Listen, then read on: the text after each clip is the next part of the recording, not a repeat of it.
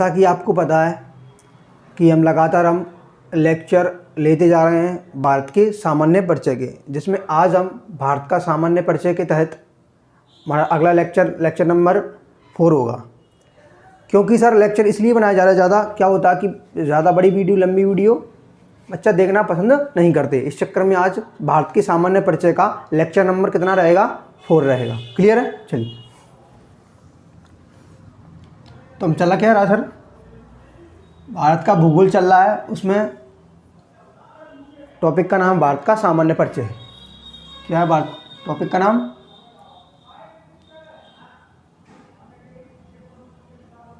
भारत का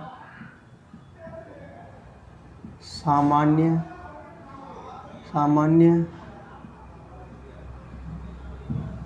परिचय। भारत का सामान्य परिचय। भारत का सामान्य परिचय।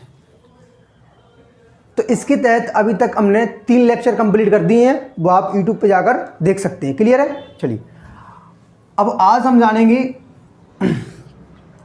चलिए, मैंने आपको ये बताया कि भारत के इधर अर्थात पश्चिम में जो जल भरा हुआ है, पश्चिम में जो भारत के जो जल है अर्थात जो पानी है, पश्चिम में जो पानी है उसको किस नाम से जानते हैं हम? इसे कहते हैं अरब सागर। अरब सागर। इसी प्रकार से भारत के पूर्व में जो जल वाला पोर्शन है अर्थात जो पानी भरा हुआ है उसे हम क्या कहते हैं? बंगाल की खाड़ी। उसे हम क्या कहते हैं? बंगाल की खाड़ी। इधर क्या है? भारत के पश्चिम में अरब सागर, पूर्व में बंगाल की खाड़ी, और नीचे दक्षिण में क्या है? भारत के नीचे दक्षिण में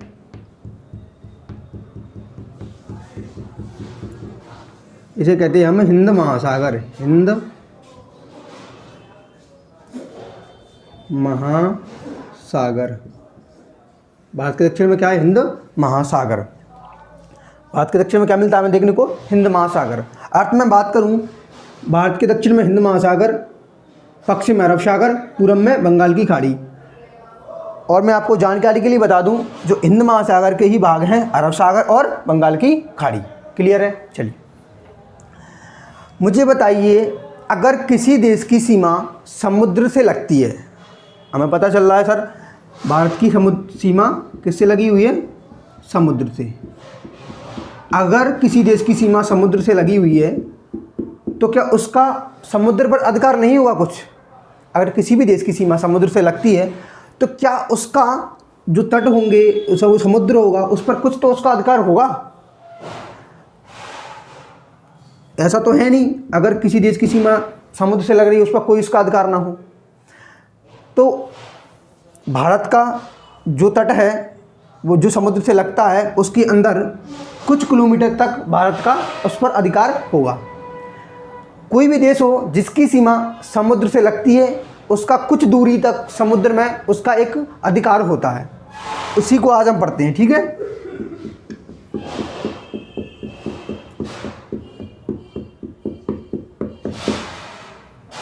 ठीक है सर, आज उसी को हम पढ़ते हैं। जैसा कि मैं मानता हूं कि ये क्या है? भारत का पश्चिमी तट। ये कौन सा है? पूर्वी तट।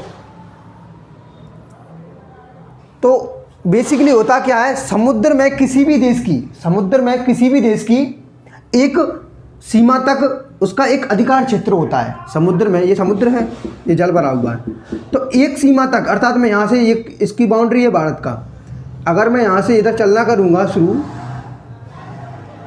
एक सीमा तक भारत का इसमें क्या रहेगा? जल वाले पोर्शन में अधिकार रहेगा। ये भारत का ही नहीं, किसी भी देश की सीमा समुद्र से लगती है उसका एक निश्चित गहराई तक, एक निश्चित दूरी तक, निश्चित दूरी तक उसका क्या रहता है? समुद्र में अधिकार रहता है, जिसको हम मेनली 3 भागों में विभाजित करते हैं। जैसे कि पहला होता है,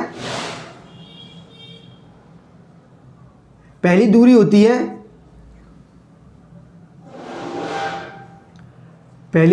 है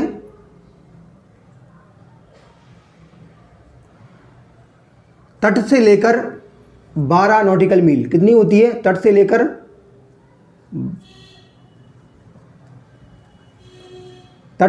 ये तट है, यहाँ से इधर की ओर चलना चालू करूँगा तो लगभग मैं कितना आ जाऊँगा? 12 नॉटिकल मील, अर्थात नॉटिकल मील। अगर मैं भारत के तट से समुद्र में 12 नॉटिकल मील तक चलता हूँ तो इस पर भारत का अधिकार होगा। क्लियर है? इसी क्रम में अगर मैं 3 भागों में बढ़ते हैं, अगर मैं यहाँ से और आगे चलता चलूँ, इसे कहूँगा मैं समुद्र, इसे कहूँगा तट से समुद्र में 24 नॉटिकल मील। कितना सर? 24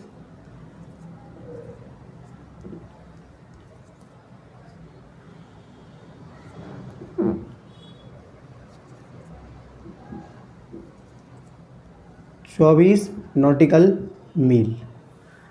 ये भी सर, अर्थात मैं कहूँ कि तट से लेकर 24 नॉटिकल मील माइल तक भी किसी देश का अधिकार रहता है, और जस्ट उसी और आगे चलता जाऊँ, अर्थात इस 24 नॉटिकल माइल से और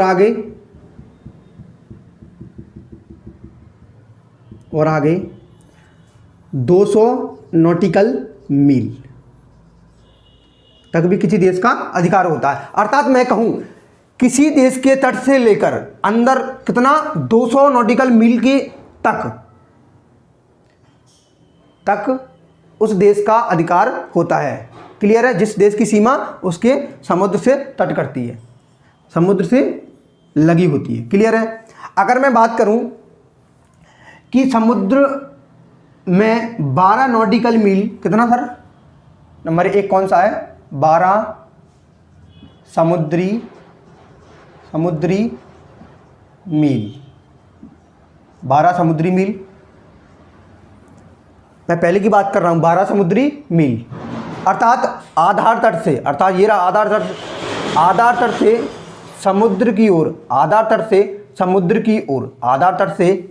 समुद्र की ओर 12 नॉटिकल मील, अर्थात 12 समुद्री मील तक जो किसी देश का अधिकार होता है उसे हम क्या कहते हैं? उसे हम कहते हैं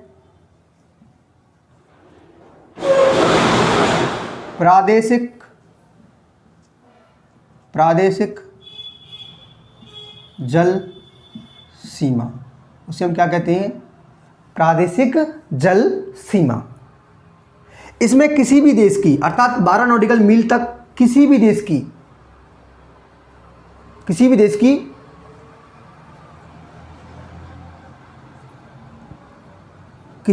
की इसमें क्या रहता है? कंप्लीट, अर्थात 12 नॉटिकल मील तक किसी भी देश को संपूर्ण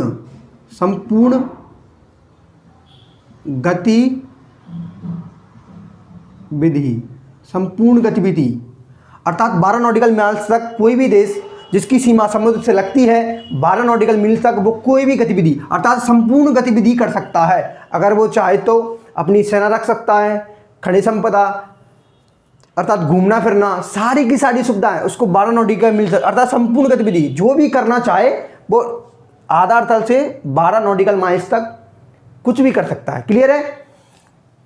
इसको हम कहते हैं प्रादेशिक जल सीमा। ये कहाँ तक रहती है? 12 नॉटिकल मील तक। ये कहाँ तक रहती है? ये रहती है आधार तट से 12 समुद्री मील तक। ये लिखा है आपके सामने 12 समुद्री मील। ठीक है सर, इसमें किसी भी देश को क्या अधिकार प्राप्त है? इसमें है संपूर्ण गतिविधि, अर्थात वो जो करना चाहे इतनी दूरी तक वो सब कुछ कर सकता है। क्लियर है? जो भी करना चाहे। दूसरा आता है सर आधार तट से लेकर, ये आधार तट है भारत का, यहां से लेकर कितना, आधार तट से लेकर 24, कितना 24 नॉटिकल 24 नॉटिकल मील अर्थात समुद्री मील। नॉटिकल मील अर्थात समुद्री मील, अर्थात आधार तट से लेकर अगर मैं समुद्र में 24 नॉटिकल मील की दूरी पर आता हूं तो इसे क्या कहेंगे? दूसरा चित्र होता है 24 समुद्री मील अर्थात नॉटिकल मील। नॉटिकल मील क्लियर है? ठीक है। तो सर आधार तट से लेकर 24 नॉटिकल माइल्स तक किसी भी देश को क्या क्या अधिकार प्राप्त होते हैं और इस क्षेत्र को क्या कहा जाता है? अगर मैं बात करूं आधार तट से लेकर 24 नॉटिकल माइल्स तक के क्षेत्र को कहा जाता है, इसको कहा जाता है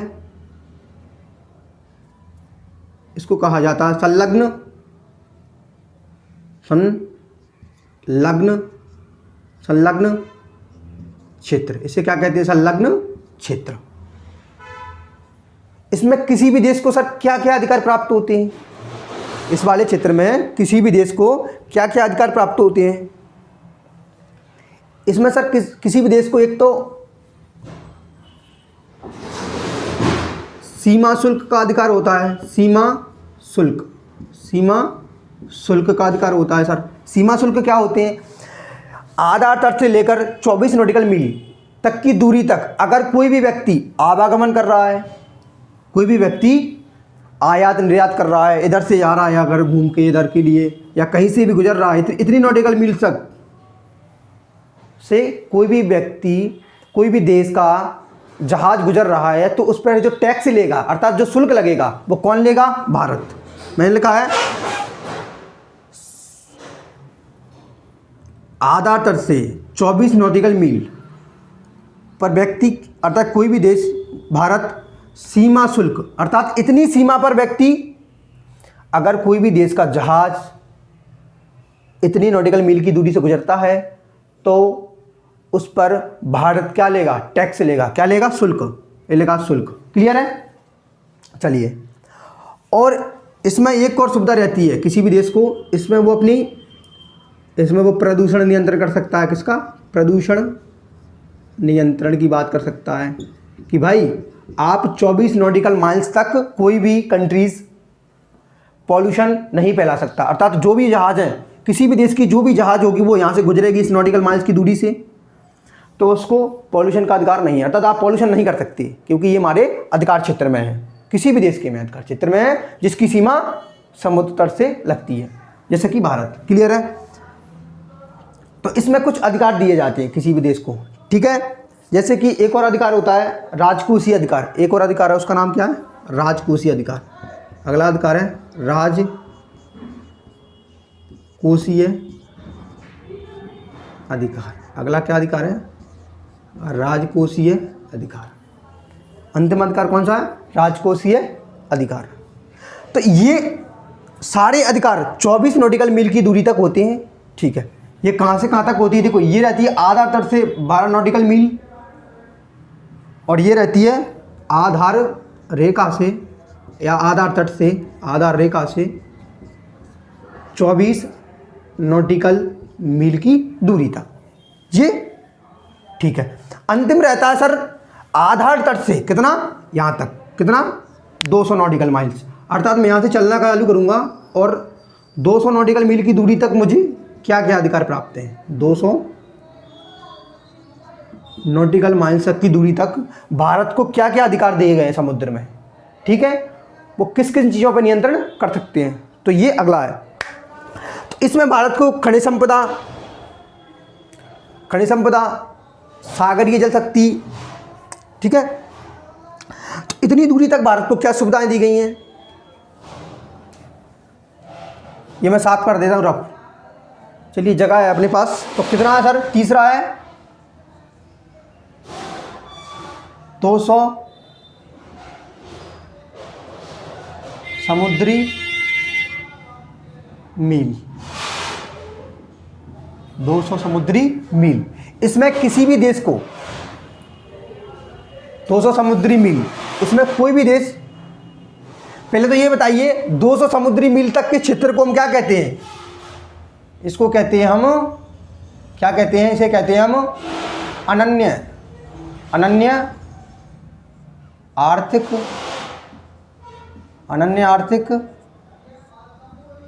क्षेत्र। इसे कहते हैं हम अनन्य आर्थिक क्षेत्र। पहला पॉइंट तो ये निकल के आया था कि 200 नॉटिकल माइल्स की दूरी जो कि समुद्र में है उसको हम कहते हैं अनन्य आर्थिक क्षेत्र। दूसरी बात ये निकल के आती है सर कि इसमें किसी भी देश को क्या क्या अधिकार दिए जाते हैं कि इस दूरी तक कोई भी देश क्या कर सकता है। इस दूरी तक कोई भी देश जो जिसकी सीमा समुद्र से लगती है, हर एक देश की बात नहीं कर रहा मैं जिसकी बात कर रहा हूँ, जिसकी सीमा समुद्र से लगती है। बात समझ में आ रहा है कि नहीं? भूटान थोड़ी ना ये लिखा है, अगर मैं बात करूँ या नेपाल है या भूटान है तो इनकी सीमा समुद्र से लगती नहीं, तो इसको अधिकार तो नहीं मिलेगा पानी में अंदर, इतनी दूरी तक अधिकार उसको नॉटिकल मतलब इतने अंदर तक का उसको अधिकार नहीं मिलेगा। क्लियर है? जिसकी सीमा किसी समुद्र से लग रही है उसी को अधिकार मिलता है। तो अगला है सर, इसमें किसी भी देश को क्या मिल जाता है? खनिज संपदा का अधिकार मिल जाता है। संपदा अर्थात जितने भी मिनरल्स होंगे, जितने भी खनिज होंगे उनका वो उत्पादन कर सकता है। उनका क्या कर सकता है वो? अगर 200 नॉटिकल मील्स, जीरो से लेकर यहाँ से चलना करूँगा मैं चालू, स्टार्ट यहाँ से यहाँ तक 200 नॉटिकल माइल्स की बीच की दूरी के बीच में मुझे कुछ भी मिलता है, खनिज मिलता है और सारी चीज़ें अगर कुछ मिलता है मुझे, तो मैं उसको क्या कर सकता हूँ? उसका खनन कर सकता हूँ और प्राप्त कर सकता हूँ। ठीक है, क्लियर है ये बात? सर अगला क्या मिल सकता है हमें? अगला मिल सकता है हमें, दूसरा कर सकते हैं हम, दूसरा मिलता है हमें संरक्षण का अधिकार। किसका? संरक्षण का अधिकार। सर तीसरा मिलता है हमें इसी क्रम में अनुसंधान का अधिकार। क्या का? अनुसंधान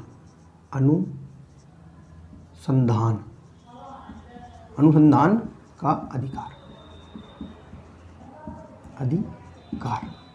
तो ये आपके सामने मैंने बताया, किसी भी देश की सीमा जो समुद्र से क्या करती हो? टच करती हो, उसका आधार तट से लेकर 12 नॉटिकल मील्स, 24 नॉटिकल मील और 200 नॉटिकल मील तक अधिकार होता है। उसमें से जो 12 नॉटिकल मील तक अधिकार होता है उसे हम कहते हैं प्रादेशिक जल सीमा, और जो भी 24 नॉटिकल मील तक किसी भी देश का समुद्र में अधिकार होता है उसे हम कहते हैं संलग्न आर्थिक क्षेत्र। और अंदर और जाएंगे 24 नॉटिकल मील, अंदर और जाएंगे 200 नॉटिकल मील, तो 200 नॉटिकल मील अर्थात समुद्री मील तक अधिकार होता है, उसे हम कहते हैं अनन्य आर्थिक क्षेत्र। और यहाँ से बेसिकली क्वेश्चन पूछे जाते हैं। क्लियर है?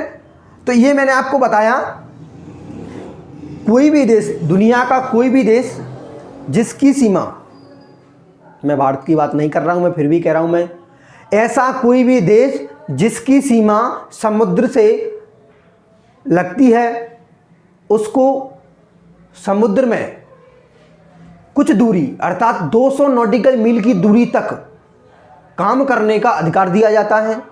ये अधिकार 12 नॉटिकल मील, 24 नॉटिकल मील और 200 नॉटिकल मील के आधार पर बांटा गया है। अगर मैं बात करूं 12 नॉटिकल मील की, तो 12 नॉटिकल मील के तक किसी भी देश को संपूर्ण अधिकार होते हैं। 24 नॉटिकल मील की दूरी बात करूं मैं, 24 नॉटिकल मील की दूरी तक बात करूं अंदर में, तो उसमें अधिकारों की थोड़ी सी उसको कम कर दिया जाता है। फिर इसी प्रकार से अंदर और जाएंगे समुद्र में 200 नॉटिकल मील तक, तो यहाँ तक अधिकार और कम हो जाते हैं। क्लियर है? अर्थात में जानते हैं हम कि 12 नॉटिकल मील तक किसी भी देश को संपूर्ण गतिविधि, ये कल का संपूर्ण गतिविधि, कोई भी काम कर सकता है कोई भी देश। क्लियर है सर? चलिए इसको साफ करें और आगे चलें।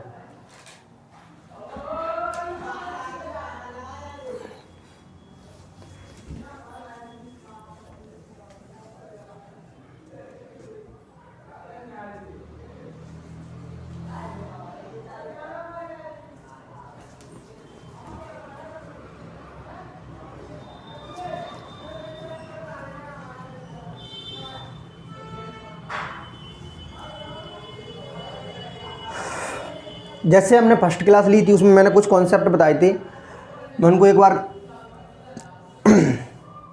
देखिए रिपीट करता हूँ। कुछ चीज़ें हैं उसमें जो कि जानना ज़रूरी है। जैसे कि मैं आपको बता रहा था,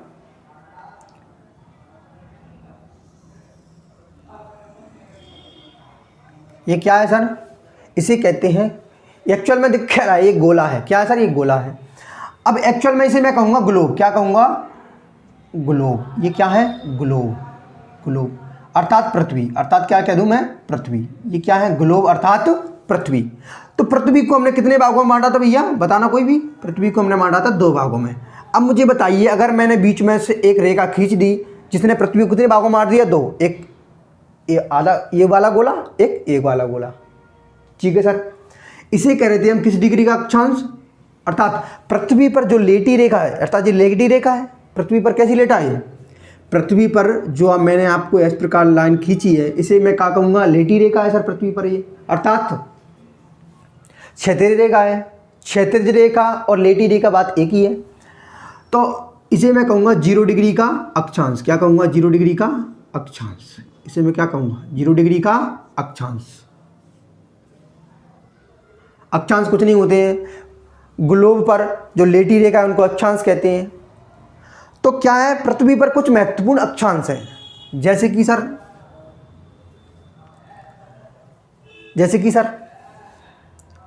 0 डिग्री का अक्षांश, और इसके उत्तर में 23.5 डिग्री का अक्षांश। 23.5 डिग्री का अक्षांश। इसी प्रकार से इसके दक्षिण में 23.5 डिग्री का अक्षांश।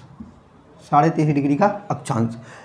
अगर मैं बात करूं सर, पृथ्वी पर जो बीच में एक लाइन खींची गई है जिसे कह रहे हैं हम 0 डिग्री का अक्षांश, इसको हम अन्य नामों से भी जानते हैं। अगर मैं बात करूं इस 0 डिग्री के अक्षांश को हम किन किन नामों से जानते हैं, तो इसे हम क्या कहते हैं सर,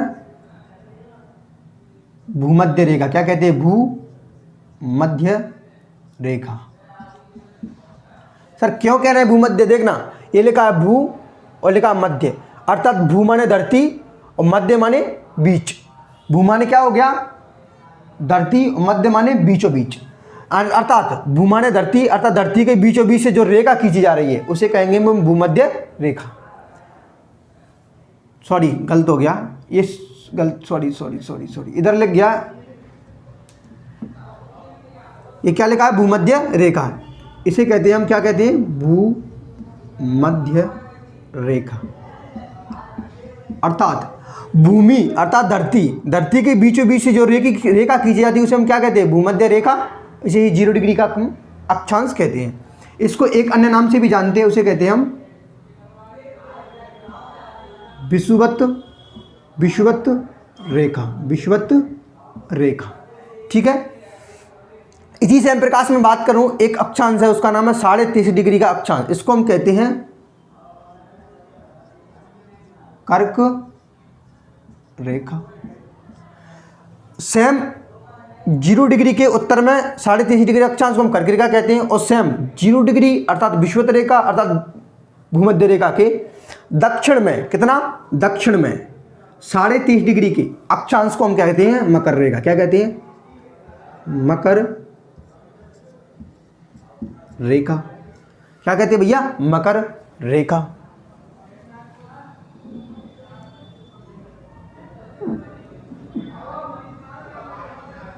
क्या कहते हैं, मकर रेखा। क्या कहते हैं, मकर रेखा। क्लियर है ये बात है। तो मैंने कहा सर पृथ्वी को कई अक्षांशों में विभाजित किया गया है। आपको अभी 2 मिनट में समझ में आएगा। मैं पृथ्वी का मानचित्र अर्थात मैप ड्रॉ कर देता हूं, अर्थात ग्लोब बना देता हूं। ठीक है, कैसे सर, देखिए इधर बनाते हैं अपन।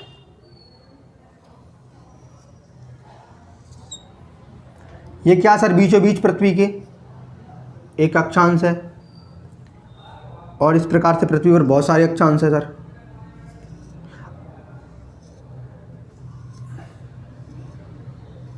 क्लियर है। इसी प्रकार से दक्षिण में भी बहुत सारे अक्षांश होंगे। मैंने कहा पृथ्वी पर जो लेटी रेखाएं हैं, अर्थात जो क्षैतिज रेखाएं, अर्थात जो लेटी रेखाएं, अर्थात जो क्षैतिज रेखाएं, उनको हम कहते हैं अक्षांश। क्लियर है सर? बहुत बढ़िया। और मैंने बताया था कि पृथ्वी पर जो खड़ी रेखा है उनको क्या कहते हैं? देशांतर। अर्थात जो लेटी रेखा है उनको क्या कह रहे हैं? अक्षांश कह रहे हैं। और जो इस प्रकार से खड़ी रेखा है उनको क्या कह रहे हैं? देशांतर। किनको क्या कहते हैं? देशांतर। देशांतर। क्लियर है? अब मैं पृथ्वी आपको बनाना हूं एक्चुअल में ग्लोब क्या है। देखिए ग्लोब ऐसे होता है।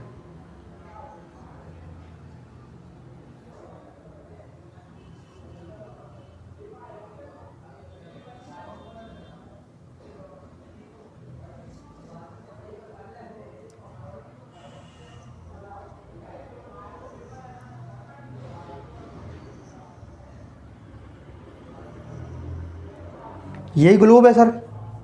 आप जब भी ग्लोब देखते हैं तो एक्चुअल ग्लोब ये है। अब मैंने कहा इस पर जो लेटी रेखा है उनको अक्षांश, खड़ी रेखा है उसको देशांतर। क्लियर है? इन लेटी रेखाओं को क्या करें हम? अक्षांश। और इसमें जो खड़ी रेखा है इस प्रकार से यहाँ से उनको कह रहे हैं देशांतर। ठीक है। तो सर पृथ्वी पर कुछ महत्वपूर्ण अक्षांश है, जैसे कि 0 डिग्री का अक्षांश, 23.5 डिग्री का अक्षांश, 23.5 डिग्री का अक्षांश। 0 डिग्री के उत्तर वाले अक्षांश को कर्क रेखा, 0 डिग्री के दक्षिण वाले अक्षांश को मकर रेखा। क्लियर है? चलिए अब मैं यार बात करूं कि 23.5 डिग्री का जो आपको अक्षांश दिख रहा है, अर्थात जो कर्क रेखा है, वो भारत के बिल्कुल जस्ट बीचों बीच से गुजरती है। अर्थात भारत को 2 भागों में विभाजित करती है, एक उत्तर एक दक्षिण। जो कर्क रेखा है अर्थात जो 23.5 डिग्री का अक्षांश है वो भारत को 2 बराबर भागों में विभाजित करता है। अर्थात भारत की बीचों बीच से गुजरने वाली रेखा कौन सी है? कर्क रेखा। तो मैं गुजार दूं इधर भारत को, भारत की बीचों बीच से इस रेखा को मैं गुजार दूं। ठीक है। इस मैप में इस प्रकार है, देखिए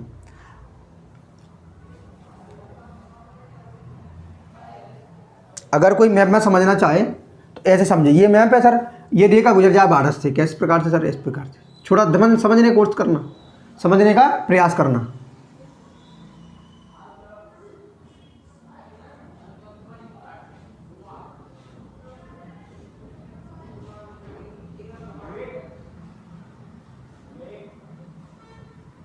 ये क्या है? भारत। अब मुझे बताइए जो भारत है उसके बीच से कौन सी रेखा गुजरेगी? कर्क रेखा। देख ली मैंने, गुजार दी आपके सामने। ये भारत का छोटू सा मैप है, उसमें से बीचों बीच से कौन सी रेखा जा रही है? कर्क रेखा। तो एक्चुअल में भारत यहीं स्थित है, इसलिए तो कहते हैं भारत किस गोलार्ध में है? उत्तरी गोलार्ध में सर, क्योंकि हमें दिख रहा है इस 0 के उत्तर में, तो इसलिए उत्तरी गोलार्ध है। 0 के दक्षिण में तो दक्षिणी गोलार्ध है। तो यहाँ तो है नहीं, हम कहाँ हैं? उत्तरी गोलार्ध में।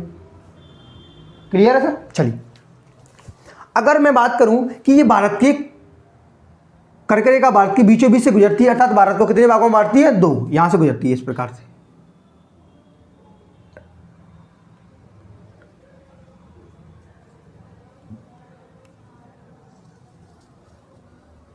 इस प्रकार से भारत को कितने भाग, भारत के बीचों बीच से गुजरने वाली रेखा का नाम क्या है? कर्क रेखा।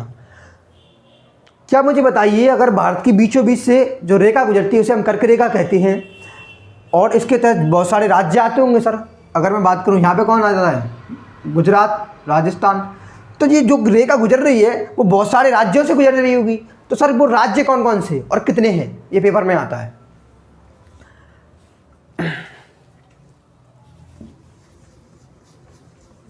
अगर मैं बात करूं कि जो कर्क रेखा हमें दिख रही है वो भारत के कुल कितने राज्यों से गुजरती है, यहां लिख देते हैं। कर्क रेखा भारत के कुल 8 राज्यों से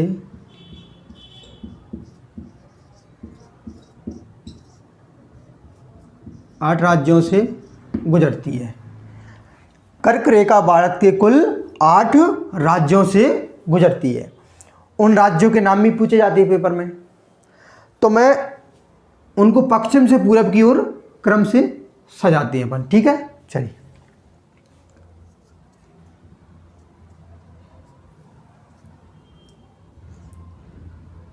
पश्चिम से पूर्व की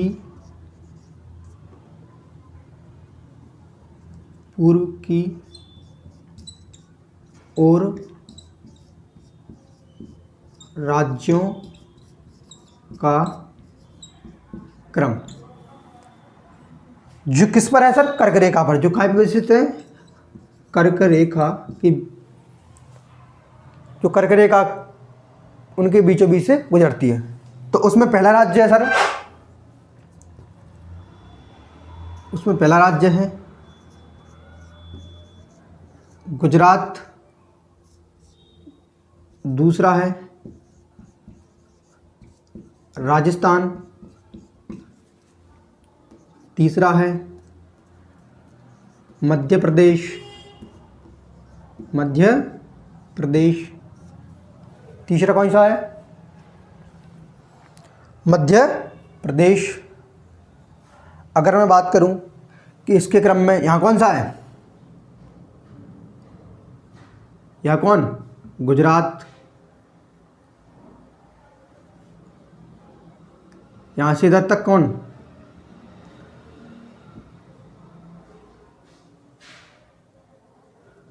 यहाँ से कौन? गुजरात। इधर महाराष्ट्र, सॉरी गुजरात, राजस्थान,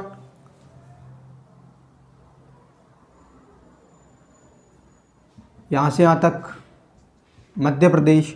तो तीसरा कौन सा है? मध्य प्रदेश। अगर मैं इसी क्रम में अगला राज्य बात करूं, जो अगला राज्य होगा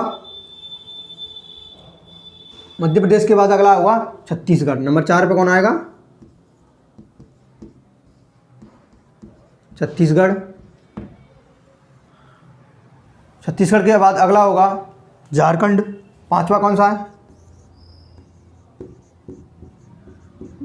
झारखंड। 6वां है पश्चिम बंगाल, अगला 7वां है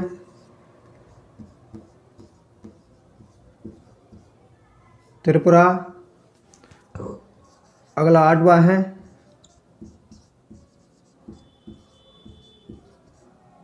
मिजोरम। तो सर कुल भारतीय राज्य जिनसे होकर कर्क रेखा गुजरती है, वो कितने हैं? सर 8। ये आठों की आठों आपके सामने हैं।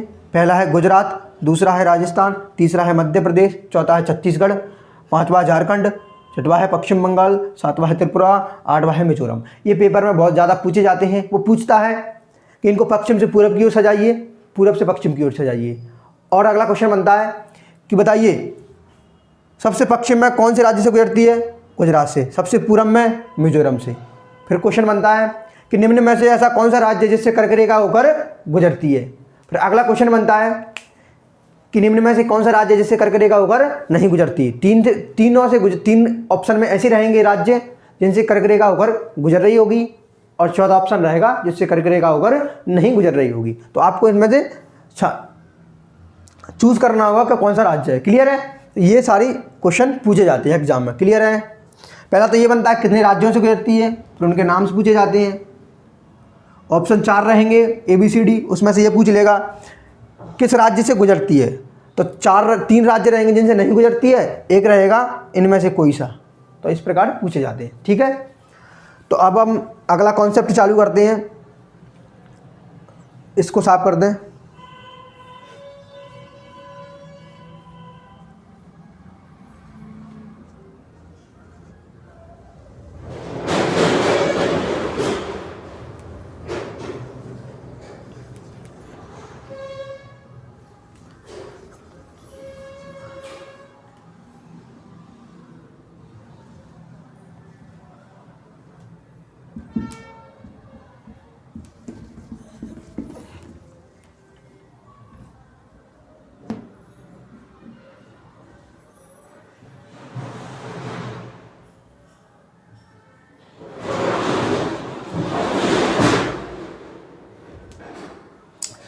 अपना अगला कॉन्सेप्ट है भारत के प्रमुख चैनल या जल डमरू मध्य।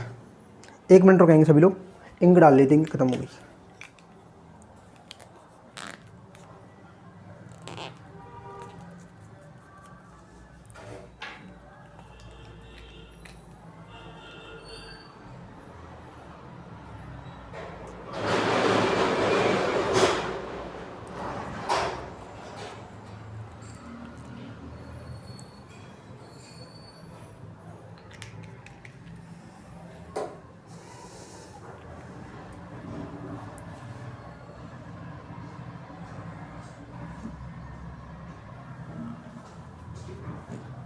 तो हम क्या बात कर रहे हैं, अगला हमारा कॉन्सेप्ट है भारत के सामान्य परिचय के तहत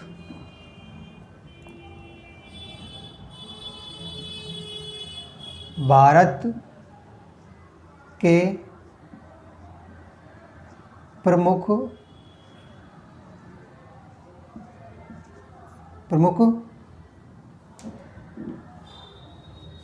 के प्रमुख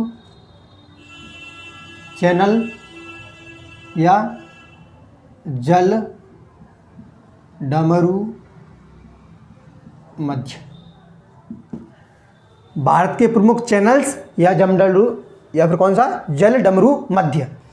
तो बेसिकली भारत चैनल किसे कहते हैं सर? चैनल कुछ नहीं है, जैसे मैंने आपको बताया कि सर ये क्या है, आपके सामने क्या है सर, ये पृथ्वी है, इस पर पृथ्वी है, इस पर कुछ रेखाएं खींची गई हैं इस प्रकार से। उन रेखाओं को हम क्या कह रहे हैं, इस लेटी रेखाओं को क्या कह रहे हैं, इन लेटी रेखाओं को अर्थात क्षैतिज रेखाओं को हम क्या कह रहे हैं, अक्षांश कह रहे हैं। तो इन्हीं अक्षांश रेखाओं को हम क्या कहते हैं, चैनल्स कहते हैं। इन्हीं अक्षांश रेखाओं को क्या कहते हैं हम, चैनल्स कहते हैं। अर्थात मैं कह सकता हूं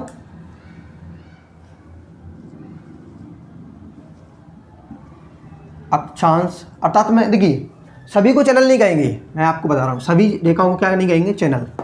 प्रमुख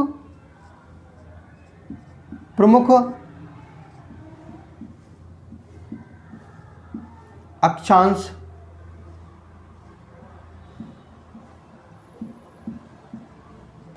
रेखाओं को हम क्या कहते हैं, चैनल कहते हैं। प्रमुख अक्षांश रेखाओं को क्या कहते हैं, हम चैनल कहते हैं। जैसे हम बात करें कि सर प्रमुख अक्षांश क्या, मतलब कुछ ऐसे अक्षांश अर्थात ऐसे चैनल अर्थात ऐसे अक्षांश जो किसी को किसी से क्या कर रहे होंगे, सेपरेट कर रहे होंगे। किसी भाग को किसी भूभाग को किसी भूभाग से क्या कर रहे होंगे, सेपरेट कर रहे होंगे, उन्हें क्या कहेंगे, हम अक्षांश कहेंगे। जिस प्रकार से अगर मैं बात करूं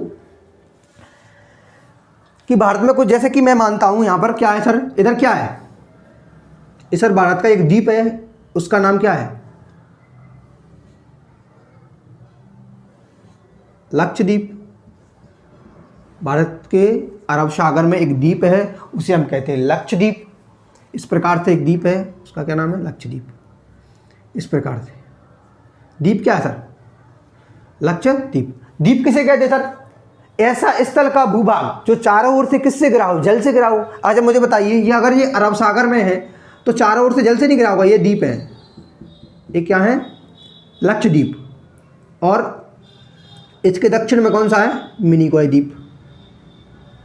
सेम इसी प्रकार से एक देश पड़ता है नीचे, उसका नाम है मालदीव। मालदीव द्वीप क्यों कह रहे हैं सर, क्योंकि जो मालदीव है एक देश है, वो कहाँ पे है सर, लक्षद्वीप के थोड़े से दक्षिण में है, लक्षद्वीप के थोड़े से दक्षिण में। तो उसका नाम क्या है, उस देश का नाम क्या है, मालदीव। क्या है, मालदीव। इस देश का नाम है मालदीव।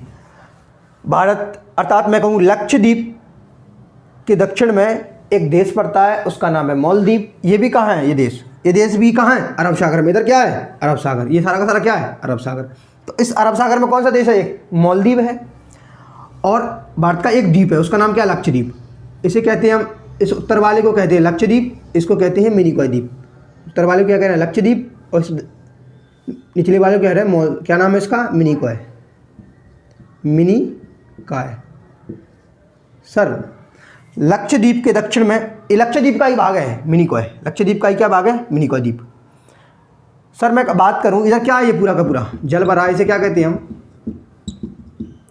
ये पूरा क्या है, नीचे भी ये जहाँ तक है पूरा क्या है, जल है। तो इस जल में भारत का एक द्वीप है, उसका नाम लक्षद्वीप है, और एक देश है भारत लक्षद्वीप के दक्षिण में एक देश है, उसका नाम है मालदीव। तो अगर मैं यहाँ बना देता हूँ मालदीव, ये कोई मालदीव है, ठीक है, इस देश का नाम क्या है, मालदीव। बहुत सारे द्वीप हैं, वो का नाम देश मालदीव, मालदीव। क्लियर है सर, ठीक है। अगर मैं बात करूँ सर कि इस द्वीप का नाम है मिनिकॉय और इसका नाम है लक्षद्वीप, अर्थात लक्षद्वीप का ही भाग है मिनिकॉय, और इसके दक्षिण में एक देश है, उसका नाम है मालदीव। तो इनके देश में से कोई अक्षांश तो गुजरा होगा, इनके देशों में, इनके बीच में से कोई क्या गुजरा होगा, एक अक्षांश इनके बीचों बीच में से, अर्थात मैं कहूँ मिनिकॉय और मालदीव के बीच से, अर्थात किनके बीच से, मिनिकॉय ये लिखा है मिनिकॉय, ये लिखा है लक्ष्य मालदीव, मिनिकॉय मालदीव। तो ये क्या कौन सा देश है, मालदीव, मालदीव। तो मिनिकॉय और मालदीव के बीच से कोई अक्षांश तो गुजरा होगा, ये समझ में आ रहा है कि नहीं। मिनिकॉय और लक्षद्वीप अर्थात मिनिकॉय और मालदीव के बीच से कोई ना कोई अक्षांश तो गुजरा होगा। अगर ये पृथ्वी पर स्थित है, मान के चलना ये क्या है, पृथ्वी पर स्थित है इस प्रकार से, तो इनके बीच से कोई सा अक्षांश तो गुजरा होगा ना, इस प्रकार से कुछ महत्वपूर्ण। तो मैं बात करूं मिनिकॉय और लक्षद्वीप के बीच में जो अक्षांश गुजरता है वो यहाँ भारत के पास में है, तो भारत के दक्षिण में जो अक्षांश महत्वपूर्ण गुजरता है इन दोनों के बीच से, उसका नाम है 8 डिग्री का अक्षांश। 8 डिग्री का क्या, अक्षांश। और आपको पता है अक्षांश को हम क्या कह रहे हैं, चैनल। अक्षांश को क्या कह रहे हैं, चैनल। तो इसे मैं कह सकता हूं 8 डिग्री का चैनल। 8 डिग्री का चैनल। चैनल क्यों कह रहे हैं, क्योंकि ये सर दो देश के बीच में दिख रहा है हमें, क्योंकि ये महत्वपूर्ण दो भूभागों को अलग कर रहा है। एक तो सर लक्षद्वीप को अलग कर रहा है, एक मिनिकॉय द्वीप को। क्लियर है सर। सेम इसी प्रकार से थोड़ा सा उत्तर में जाएंगे तो मुझे बताइए मिनिकॉय और लक्षद्वीप के बीच में भी कोई अक्षांश गुजरा होगा। मिनिकॉय और लक्षद्वीप के बीच में से कोई महत्वपूर्ण अक्षांश अर्थात लेटी रेखा है, पृथ्वी में है तो यहाँ से गुजरा होगा। पृथ्वी में स्थित है, मान के चलना यहाँ भारत है। क्या है, यहाँ भारत है।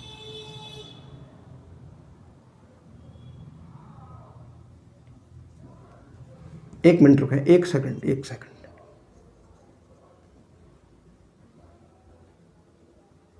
ये भारत है। तो अगर मैं बात करूं यहाँ लक्षद्वीप होगा सर, तो यहाँ से कोई अक्षांश तो गुजरा होगा ना, मान के चल रहा हूँ। तो मैं कह रहा हूँ लक्षद्वीप और मिनिकॉय द्वीप के बीच से जो अक्षांश गुजरता है उसे कहते हैं हम 9 डिग्री का अक्षांश। कौन सा कहते हैं, 9 डिग्री का अक्षांश। अर्थात अक्षांश को हम चैनल कहलाते हैं, यहाँ लिख देता हूँ मैं चैनल। अर्थात मिनिकॉय और लक्षद्वीप के बीच में जो अक्षांश गुजरा उसे हम क्या कह रहे हैं, चैनल कह रहे हैं। तो कौन सा चैनल हो गया, 9 डिग्री का चैनल। क्लियर है बात। चलिए इसी प्रकार से हमारे कुछ द्वीप यहाँ भी हैं। हमारा कौन सा द्वीप है इधर, बंगाल की खाड़ी में, उसे कहते हैं अंडमान निकोबार द्वीप। तो यार ये मैं मान लेता हूँ क्या है, अंडमान। इसका नाम क्या है, अंडमान। और इसके दक्षिण में क्या हो जाए, इसके दक्षिण में क्या है, निकोबार। तो इनके बीच में से कुछ महत्वपूर्ण अक्षांश गुजरा होगा कि नहीं। क्योंकि सर मैं बताया भारत के दक्षिण में सबसे नीचे का अक्षांश कौन सा है, जल में अंडमान निकोबार का कौन सा है, 6 डिग्री 4 मिनट का। उत्तर बढ़ते जाएंगे तो कौन सा अक्षांश आया महत्वपूर्ण, 10 डिग्री का अक्षांश, जिसे हम क्या कह रहे हैं, चैनल। अर्थात मैं कह सकता हूं अंडमान और निकोबार, इसका नाम क्या है, निकोबार। अर्थात अंडमान और निकोबार के बीच में जो अक्षांश गुजरा वो था 10 डिग्री का अक्षांश, उसे हमने कहा क्या, चैनल का। चैनल क्यों कह रहे हैं, क्योंकि ये महत्वपूर्ण अक्षांश है। ठीक है, तो मैं यहाँ बारी बारी से सभी को लिखता हूं। मैं कहूंगा कि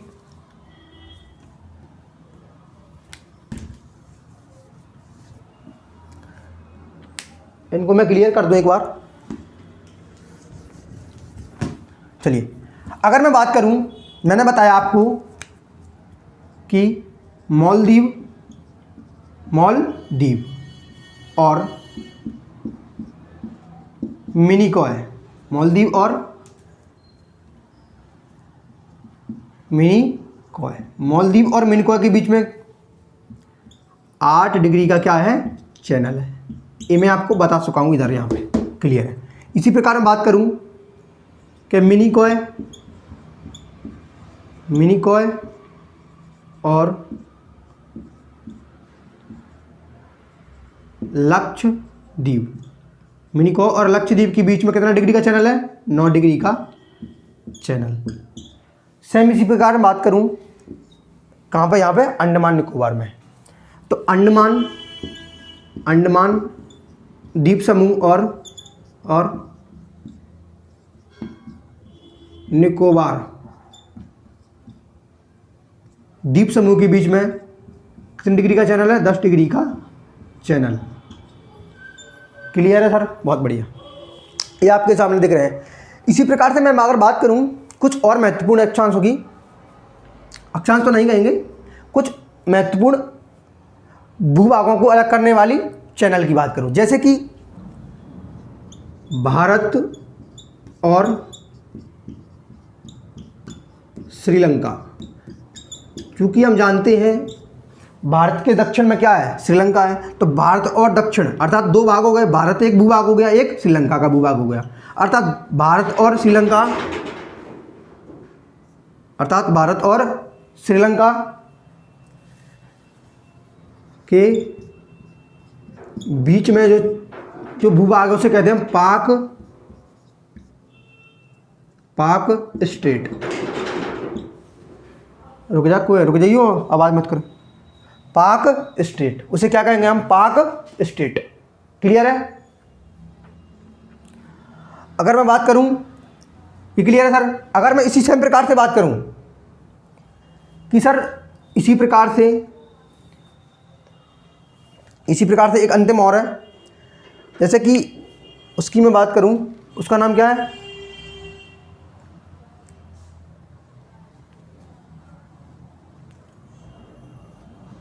ये आपके सामने क्या दिख रहे हैं सर, कुछ चैनल्स दिख रहे हैं जो कि महत्वपूर्ण है।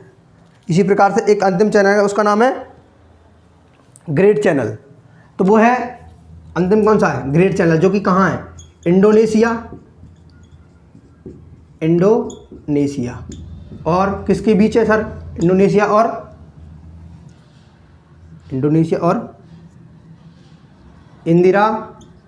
इंदिरा पॉइंट के बीच, उसका नाम है ग्रेट चैनल। उसका नाम क्या है, ग्रेट चैनल। तो ये आपके सामने कुछ महत्वपूर्ण चैनल दिखाई दे रहे हैं। ये एग्जाम में बहुत प्यार से पूछे जाते हैं और बच्चे बहुत प्यार से गलत करते हैं। आपको प्यार से गलत नहीं करना, आपको क्या करना है, सही करना है। क्यों, ये आपके सामने दिख रहे हैं, स्क्रीनशॉट लें। ठीक है। अगर मैं बात करूं इसके अलावा, मैं एक कॉन्सेप्ट और है,